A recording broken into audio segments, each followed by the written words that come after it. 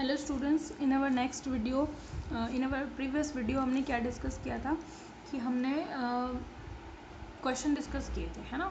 और उससे पहले हम लोग कर रहे थे फोर मोमेंटम कंजर्वेशन को, ठीक है। तो आज हम करेंगे ट्रांसफॉर्मेशन बिटवीन। आज का हमारा जो टॉपिक है वो है transformation between L frame and C frame.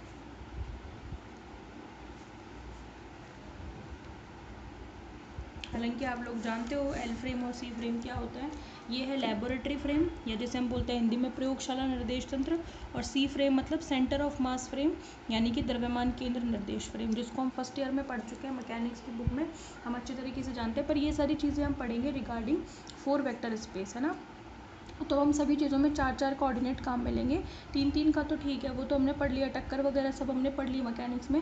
लेकिन अब वही सारी चीज़ें हम किस में पढ़ेंगे, 4 वेक्टर स्पेस में पढ़ेंगे, ठीक है। तो सबसे पहले तो ये जानना ज़रूरी है कि सी फ्रेम क्या होता है, एल फ्रेम क्या होता है। तो बता देती हूँ एक बार, हालांकि आपको पता है सी फ्रेम क्या होता है। अगर मैं बात करूँ सबसे पहले सी फ्रेम, ये ज़्यादा इम्पॉर्टेंट है। सी फ्रेम मतलब सेंटर ऑफ मास फ्रेम। अब अच्छा, उसमें सबसे पहली बात ये कि सेंटर ऑफ मास क्या होता है। किसी भी पार्टिकल का सेंटर ऑफ मास वो बिंदु होता है किसी भी बॉडी का जहाँ पे उसका सारा का सारा मास सेंटर्ड माना जा सकता है, ठीक है। कोई भी अगर आपके पास सिमेट्रिक बॉडी है तो उसका सेंटर ऑफ मास उसके सेंटर पॉइंट में, यानी कि बिल्कुल मिड में होगा। पर अगर आपके पास कोई इरेगुलर शेप की बॉडी है तो उसका सेंटर ऑफ मास वहाँ होगा जहाँ पर उसका मास ज़्यादा होगा। जैसे अगर आप कहें, ठीक है, तो कोई भी, जैसे आप डंबल होते हैं, डंबल जो होते हैं उनमें उसके जो कॉर्नर्स होते हैं वहाँ पे मास ज़्यादा होता है, ठीक है। लेकिन है वो एक रेगुलर शेप ही है तो वहाँ पे उसका सेंटर में ही होगा उसका जो भी सेंटर ऑफ मास होगा। कोई भी इरेगुलर शेप है, सपोज़ करो कोई भी ऐसे टेढ़ी मेढ़ी शेप है, तो जिस जगह पर उसका मास ज़्यादा होगा वहाँ उसका सेंटर ऑफ मास प्रेजेंट होगा, ठीक है। दो अलग अलग होते हैं, सेंटर ऑफ मास अलग होता है, सेंटर ऑफ ग्रेविटी अलग होता है। सेंटर ऑफ ग्रेविटी वो होता है जहाँ पर उसका वेट सेंटर्ड माना जा सकता है। वेट अलग चीज़ होती है, मास अलग चीज़ होती है, आपको पता होना चाहिए। वेट और मास में रिलेशन होता है W=mg। तो ये तो वेट है और ये मास है। मास अलग होता है, वेट अलग होता है, ठीक है। अकॉर्डिंग टू फिजिक्स वेट मिलता है मास को ग्रेविटेशनल कांस्टेंट से मल्टीप्लाई करके, ग्रेविटेशनल एक्सेलरेशन से मल्टीप्लाई करके, है ना। तो ये पता होना चाहिए आपको, सेंटर ऑफ ग्रेविटी अलग होता है, सेंटर ऑफ मास अलग अलग होता है, ठीक है। तो कोई भी सेंटर ऑफ मास कोई भी पॉइंट तब कहलाएगा जहाँ उसका सारा का सारा मास सेंटर्ड माना जाएगा, ठीक है। अब आती है बात सी फ्रेम की। सी फ्रेम क्या होता है, सेंटर ऑफ मास फ्रेम होता है, यानी कि द्रव्यमान केंद्र निर्देश तंत्र। सपोज करो कि इसको हम कैसे डिफाइन करेंगे कि अगर कोई जड़त्वीय निर्देश तंत्र है, ठीक है। जड़त्वीय निर्देश तंत्र मतलब इनर्शियल फ्रेम ऑफ रेफरेंस। अब इनर्शियल फ्रेम ऑफ रेफरेंस की क्या क्या खास बातें होती हैं ये सब हम फर्स्ट ईयर में पढ़ चुके हैं, मैं रिपीट नहीं करूँगी। कि कोई भी frame inertial frame of reference कब होता है, क्यों होता है, क्या क्या कंडीशन होती है उसकी, ये मैकेनिक्स की शुरुआत में सबसे पहले ये टॉपिक पढ़ते हैं कि इनर्शियल फ्रेम ऑफ रेफरेंस और non inertial frame of references क्या होता है। तो कोई भी अगर जड़त्वीय निर्देश तंत्र है और उसका मूल बिंदु जो है, जैसे सपोज करो ये कोई फ्रेम है, ठीक है, एस फ्रेम है, और ये कैसा है, इनर्शियल फ्रेम ऑफ रेफरेंस। तो इसका जो मूल बिंदु है, यानी कि इसका जो सेंटर है वो किसी विलगित निकाय के द्रव्यमान केंद्र पर है। मतलब कोई बड़ा सिस्टम है, मैनी पार्टिकल सिस्टम है, उसके कहाँ पे है ये, उसके सेंटर पर है, उस विलगित निकाय के सेंटर ऑफ मास पर है, ठीक है। सपोज करो कोई, ये आपके पास कोई मैनी पार्टिकल सिस्टम है, तो ये जो इनर्शियल फ्रेम ऑफ रेफरेंस है ये उसके सेंटर ऑफ मास, मतलब ये सेंटर ऑफ मास है। या यूँ कह दो कि मूल बिंदु सेंटर ऑफ मास है, या यूँ कह दो सेंटर ऑफ मास पर मूल बिंदु है, एक ही बात है, ठीक है। तो होगा क्या कि इस पर्टिकुलर निर्देश तंत्र के सापेक्ष द्रव्यमान केंद्र जो होगा वो विरामावस्था में होगा। मैं क्या बोल रही हूँ, मैं ये बोल रही हूँ कि with respect to this inertial frame of reference this centre of mass will be in rest position या स्टेबल पोजीशन, ये मूवमेंट नहीं कर पाएगा। बात समझ में आ गई। यानी कि VC=0, यानी कि सेंटर ऑफ मास का जो वेलोसिटी है वो क्या होगी, 0। तो इस प्रकार का जो निर्देश तंत्र होता है, यानी कि ये जो फ्रेम ऑफ रेफरेंस कहलाएगा, ये क्या कहलाएगा, centre of mass frame of reference. बात समझ में आई। मैंने क्या कहा कि अगर कोई इनर्शियल फ्रेम ऑफ रेफरेंस या जड़त्वीय निर्देश तंत्र है और अगर उसका मूल बिंदु किसी मैनी पार्टिकल सिस्टम या किसी विलगित निकाय के कहाँ पर है, सेंटर ऑफ मास पर है, तो ये सेंटर ऑफ मास जो है उसकी वेलोसिटी ज़ीरो होती है। किसके रेस्पेक्ट में? इस फ्रेम के रेस्पेक्ट में। तो ये फ्रेम जिसके रेस्पेक्ट में ये मूल बिंदु मूव नहीं कर पाएगा, यानी कि velocity of this centre of mass is equals to zero होगी, तो ये पर्टिकुलर फ्रेम ऑफ रेफरेंस क्या कहलाएगा? सेंटर ऑफ मास फ्रेम या फिर द्रव्यमान केंद्र निर्देश तंत्र कहलाएगा। और हम जानते हैं ऐसे निर्देश तंत्र को हम, क्योंकि इसमें V C is equals to zero होता है, इसलिए इसका पी सी भी ज़ीरो होगा। पी सी बोले तो M into V C. M क्या है? मास ऑफ दिस बॉडी, ये जो हमने विलगित तंत्र माना है उसका मास है। और जब इसकी वेलोसिटी ही ज़ीरो है इस फ्रेम के, इस अब देखो भाई सेंटर ऑफ मास की जो वेलोसिटी है वो इस फ्रेम के रेस्पेक्ट में ज़ीरो है, तो इसमें जितने भी पार्टिकल्स होंगे, जितने पार्टिकल से मिलकर के ये बॉडी बनी हुई है, उन सभी की वेलोसिटी इस फ्रेम के रेस्पेक्ट में ज़ीरो होगी। समझ में आ गई बात? अब जब वेलोसिटी ज़ीरो होगी दैट मीन्स मोमेंटम भी ज़ीरो होगा, और मोमेंटम मतलब M into V C zero. इसलिए इस फ्रेम को क्या बोला जाता है? शून्य संवेग निर्देश फ्रेम, या इसको हम बोलते हैं zero momentum frame of reference. बात समझ में आ रही है? ये वाली बात मैं आपको पहले भी बता चुकी हूँ, समझ में आई? तो सेंटर ऑफ मास फ्रेम भाई पूछा जाता है एग्जाम में, इंपॉर्टेंट है, इसको डिफाइन किया करवाया जाता है कि define centre of mass. Laboratory frame of reference उतना इंपॉर्टेंट नहीं है। लेबोरेटरी फ्रेम ऑफ रेफरेंस में किसी भी सिस्टम को सॉल्व करना कंपैरेटिवली टफ होता है बजाय सेंटर ऑफ मास फ्रेम के। तो centre of mass frame important भी है और ईजी भी है। तो इसमें किसी पार्टिकल को डिस्क्राइब करना ज़्यादा ईजी होता है comparatively L frame. L frame मतलब लेबोरेटरी फ्रेम ऑफ रेफरेंस, मतलब प्रयोगशाला निर्देश तंत्र के सापेक्ष जो फ्रेम होता है वो प्रयोगशाला निर्देश फ्रेम कहलाता है। मतलब कोई भी सिस्टम है उसको अगर हम लेबोरेटरी के रेस्पेक्ट में क्या कर रहे हैं? स्टडी कर रहे हैं, तो वो फ्रेम ऑफ रेफरेंस क्या कहलाएगा?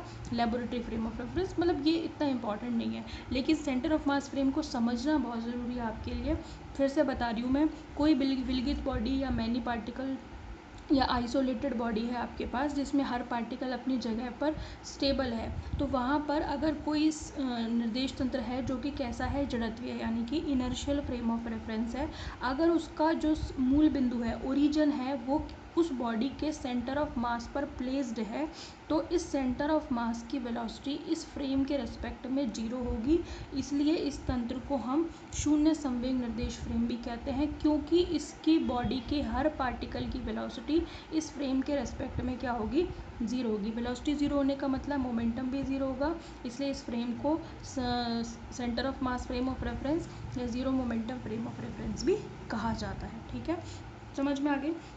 दूसरा लेबोरेटरी फ्रेम है, वो भी आपको समझा दिया मैंने। प्रयोगशाला से जुड़ा हुआ a frame of reference associated with the laboratory is said to be laboratory frame of reference, या प्रयोगशाला से संलग्न जो निर्देश तंत्र होता है उसको हम क्या बोलते हैं? प्रयोगशाला निर्देश। ठीक है भाई, चलो अब हम हमारा काम शुरू करते हैं। ये तो चलो ठीक है, पुराना ही काम था, ठीक है। तो अब हम हमारा काम शुरू करते हैं। हमें स्टडी करना है 4 वेक्टर स्पेस में किन्हीं दो पार्टिकल्स की टक्कर, यानी कि कोलिजन को करना है। टक्कर क्या होती है? टक्कर भी हम जानते हैं कि कोई दो पार्टिकल अगर एक दूसरे से इंटरेक्शन करें। इंटरेक्शन मतलब कुछ भी, मतलब अन्योन्य क्रिया करें। हिंदी में क्या बोलेंगे इंटरेक्शन को? कोई अन्योन्य मतलब एक दूसरे से कुछ न कुछ क्रिया करें। तो मान लो ये दो पार्टिकल हैं, ये दोनों पार्टिकल एक दूसरे की ओर मूव करें या एक दूसरे से दूर मूव करें, लेकिन इस तरीके से इंटरेक्शन करें कि इनकी काइनेटिक एनर्जी, इनका मोमेंटम, इनकी ये सारी चीज़ें चेंज हो। ठीक है, तो उस प्रक्रिया को या उस प्रोसेस को क्या बोलते हैं? टक्कर बोलते हैं। टक्कर करने के लिए दो पार्टिकल्स का टच में आना ज़रूरी नहीं है, ये भी आपको पता होना चाहिए। ज़रूरी नहीं है कि दो बॉडी टक्कर कर रही हैं तो वो एक दूसरे को टच भी करेंगी। ज़रूर मेन इंपॉर्टेंट क्या है? There must be an interaction between both the particles, यानी कि दोनों एक दूसरे को प्रभावित करने चाहिए। प्रभावित करने चाहिए मतलब इस पार्टिकल की वजह से इसकी एनर्जी पर फ़र्क पड़ना चाहिए, या इसकी वजह से इसकी एनर्जी पर फ़र्क पड़ना चाहिए। एनर्जी पर फ़र्क पड़ना चाहिए या मोमेंटम पर फ़र्क पड़ना चाहिए। उस बेसिस पर दो तरीके की कोलिजन होती है, या तो वो होगी इलास्टिक कोलिजन या फिर वो होगी इनइलास्टिक कोलिजन। इलास्टिक कोलिजन होगी तो उसमें मोमेंटम के साथ साथ एनर्जी भी कंजर्व होगी, दोनों ही कंजर्व होने चाहिए। किसमें? इलास्टिक फ्रेम ऑफ रेफरेंस में। But in elastic frame of reference में मोमेंटम तो कंजर्व करता है पर काइनेटिक एनर्जी कंजर्व नहीं करती, ये हम जानते हैं। ठीक है, तो जो इंटरेक्शन दोनों पार्टिकल्स के बीच में हो रहा है, जो टक्कर कर रहे हैं आपस में, तो वो किस तरीके की अन्योन्य क्रिया कर रहे हैं, उस बेसिस पर अन्योन्य क्रिया करने से किस चीज़ को इफ़ेक्ट कर रहे हैं, किसको नहीं कर रहे, उसके बेसिस पर दो तरह की टक्कर होती है, इलास्टिक और इनइलास्टिक। इन दोनों ही टक्करों को हम फर्स्ट ईयर के मैकेनिक्स में काफ़ी डीप में पढ़ चुके हैं, काफ़ी कुछ इसके बारे में पढ़ चुके हैं और समझ चुके हैं, और काफ़ी डेरिवेशंस किए हैं हमने इसमें। उसमें हमने दो पार्टिकल्स की जो अलग अलग कंडीशंस होती है वो सब हमने देखी हुई है। In laboratory frame of reference भी देखिए, in centre of mass frame of reference भी देखिए, खूब देखिए, ठीक है। अब हमारा जो शुरू होगा ये सारी चीज़ें, वो किस में शुरू होगी, 4 वेक्टर स्पेस में। तो कंसिडर करें मेरे पास दोनों फ्रेम ऑफ रेफरेंस है, एक है एल फ्रेम ऑफ रेफरेंस और दूसरा है centre of mass frame of reference, ठीक है। तो ये मेरे पास सपोज कर लो कि ये मेरे पास एक्स है, ये वाई है, ये जेड है ना, और ये मेरे पास है एल फ्रेम, है ना, और ये है सी एम फ्रेम, ठीक है। दो पार्टिकल हैं और वो टक्कर कर रहे हैं। ये ऊपर वाली कंडीशन जो है ये है बिफोर कोलिजन, और इसके जस्ट नीचे वाली कंडीशन जो मैं दिखाऊंगी वो होगी आफ्टर कोलिजन। ये किस में होगी, लैबोरेटरी फ्रेम में। सेम ऐसे ही ऊपर वाली ये जो कंडीशन शो करूँगी ये होगी बिफोर कोलिजन, और ये वाली जो कंडीशन होगी this will be after collision. समझ में आ गई। अब देखो दो पार्टिकल हैं, है ना, मैंने मान लिए दो बॉडीज़ हैं, एक है M1 और दूसरी है M2, ये मूव कर रहे हैं। तो लेबोरेटरी फ्रेम में कैसे टक्कर करेंगे, एक पार्टिकल सपोज करें इस एंगल पर चला गया, दूसरा पार्टिकल इस एंगल पर चला गया, है ना। सपोज कर लो ये M1 है और ये M2 है, ठीक है।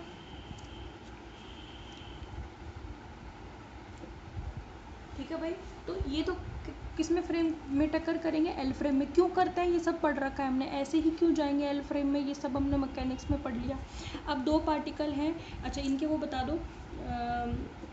अच्छा इसमें एक चीज़ जो मेरी रह गई, इनके जो कोऑर्डिनेट्स हैं इसके हैं P1 E1, मतलब पहले पार्टिकल का मोमेंटम है P1 और एनर्जी है E1। दूसरा पार्टिकल, इसको एरो से मत दिखाओ, दूसरा पार्टिकल की वेलोसिटी है 0, यानी कि इसका मोमेंटम है 0, है ना।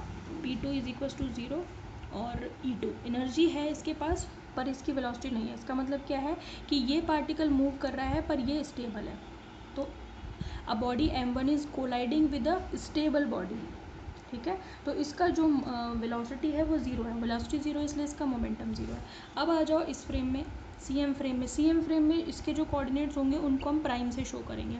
तो ये मेरा पार्टिकल है M1, ये मेरा पार्टिकल है M2, both are moving to each other. इसके जो कोऑर्डिनेट्स हैं वो हैं P1 डैश E1 डैश, इनको हम प्राइम से शो करेंगे। इसके हैं P2 prime E2 prime.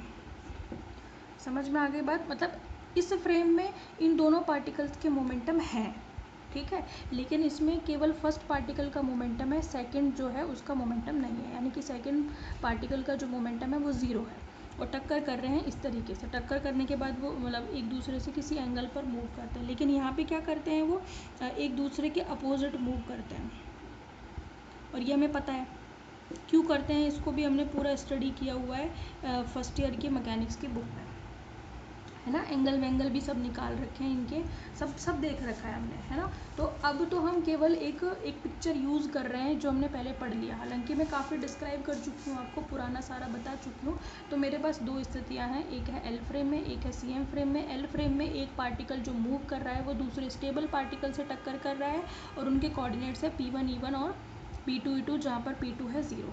CM frame में वही कंडीशन हमने किससे शो किया, दो पार्टिकल है वो एक दूसरे के अपोजिटली मूव कर रहे हैं, और दोनों के momentum P1 dash P2 dash है, energy E1 dash E2 dash है, और टक्कर के बाद एक दूसरे के अपोजिट मूव करते हैं, ठीक है।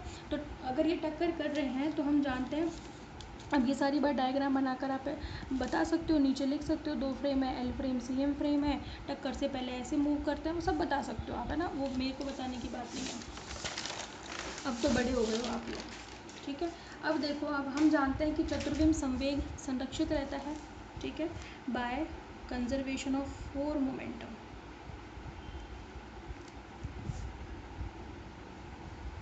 फोर मोमेंटम कंजर्वेशन क्या कहता है कि P1 mu plus P2 mu is equal to P3 mu चलो 3 में तो नहीं है हमारे पास, डैश में है P1 mu dash P2 mu dash, ऐसे ही तो होगा।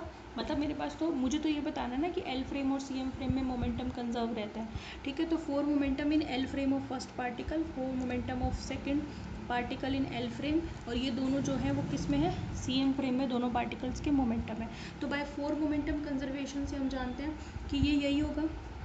लेकिन हम ये भी जानते हैं कि सी एम फ्रेम में पार्टिकल्स के टोटल मोमेंटम ज़ीरो होते हैं। मैं क्या बोल रही हूँ, अंदर समझो आप, क्योंकि यही चीज़ आगे तक आपको अदरवाइज़ नहीं समझोगे तो कंफ्यूज करेगी। जो एल फ्रेम है इसमें सेकंड पार्टिकल का मोमेंटम ज़ीरो है, बट टोटल मोमेंटम ज़ीरो नहीं है दोनों पार्टिकल का, ठीक है। लेकिन जो सी एम फ्रेम है उसमें दोनों पार्टिकल्स के मोमेंटम हैं, अलग अलग हैं, लेकिन टोटल मोमेंटम ज़ीरो है। क्यों है, क्योंकि हम जानते हैं कि सी एम फ्रेम में जो मोमेंटम है सारे पार्टिकल्स का टोटल वो ज़ीरो होता है। अभी तो समझाया आपको, सी एम फ्रेम में समझ में आ रही है बात आपको, ठीक है। But total momentum